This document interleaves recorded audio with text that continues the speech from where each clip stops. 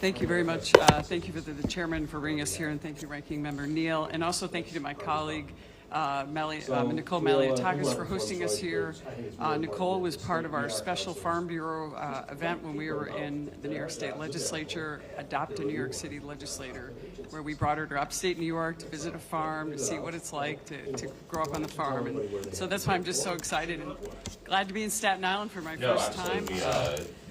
Sad to say I haven't been here sooner. What a beautiful spot, and thank you for Mr. also. And I just want to say especially thank you to Mr. Heminger for your great testimony today. You're a very popular person on the panel today, and we appreciate your leadership in New York as a agricultural leader, as someone who started with just a small dairy farm and turned it into a large enterprise with real automation. We watched your cows. I got to visit the farm and watch them waiting in line to get into the self-milking machine. That was pretty cool to see. And then to expand into the crops that you do.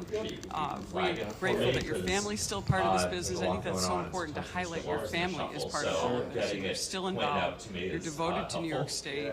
You face the obstacles and you're continuing to go forward. Not everyone in agriculture has been able to do that. But yet New York State is one of the most important agricultural leaders, and in fact New York 24, which I represent, is the #1 agricultural district in the Northeast and the #1 dairy producer in the Northeast.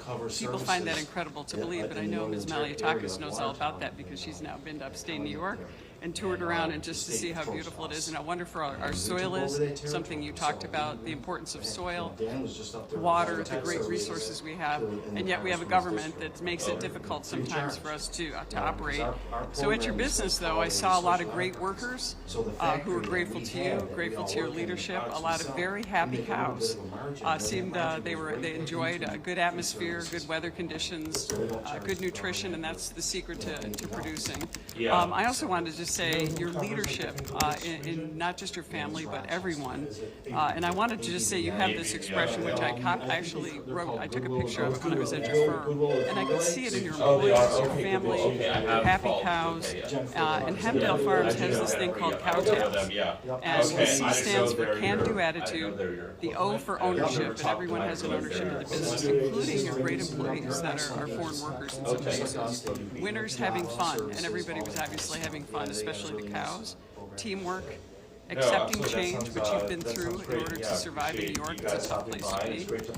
Integrity, which is really important. A lot of people don't understand how businesses are. Land and environmental stewardship. Farmers are doing everything, preserving our communities, our land, our great land. And you mentioned something about that and I want to ask you about the solar panels. Instead of growing apples, we're growing solar panels as a specialty crop, and I say that as a joke. And service to community and family, and I just want to say this is a great motto that you keep, and that's why I think a secret to your success. Pretty much everyone's asked you about all the different issues, whether it's dealing with the USMCA, the unfair trade with Canada, your 30-year struggle to get your products into Canada and around the world. And then you also talked a lot about labor and our farm worker labor bill that we've tried to get through in many ways, and having people understand that, the challenges with E-Verify. But I wanted to ask you a little bit about what I mentioned just now, is this specialty crop known as solar panels, and a little bit about what's going on with energy in New York State. So the Democrats, who control everything in New York State on the government level, in terms of the state, just passed a $229 billion tax and spend package, the largest budget in New York State history, even beyond what we thought after the American Rescue Funds of $12 billion were inserted into it. This makes the budget the first ever to ban hookups to natural gas coming down the road. How is energy impacted in your district, your operation, as a multi-faceted agricultural industry, and what's the future with this, and is this sustainable? And considering the cost of, whether we're talking about the cost of fertilizer, maintaining your dairy operation, maintaining all of your operations to get them to market. Well, thank you for the compliments, Congresswoman Tenney. We're very concerned about this energy piece. To me, it is way too much, too fast. You'd be interested to know my greenhouse operation had the land already to expand to a couple more greenhouses, waiting for the farm labor bill to get resolved. And because of that and where we are today, we have not built them greenhouses. We're turning business away. Those greenhouses are heated by propane. No one's figured out how to heat a greenhouse efficiently with electric yet.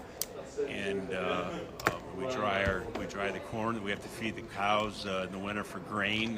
That portion of their diet we dry with propane. And of course the robotic milkers run with electric, and then the tractors run with fuel, and trucks with diesel and whatnot. I'm very concerned. I'm actually confused. I don't believe that this is going to work. And I'll just say again, as I said earlier, we are looking more and more at just becoming a grain-only farm and having a fraction of the employees we have, and buying a big combine right now, the little bit of grain combine. I have a neighbor with a great combine who's a great operator run it, and just changing our focus and having a lot less employees and a lot less balls in the air, because we don't believe we're going to be able to survive.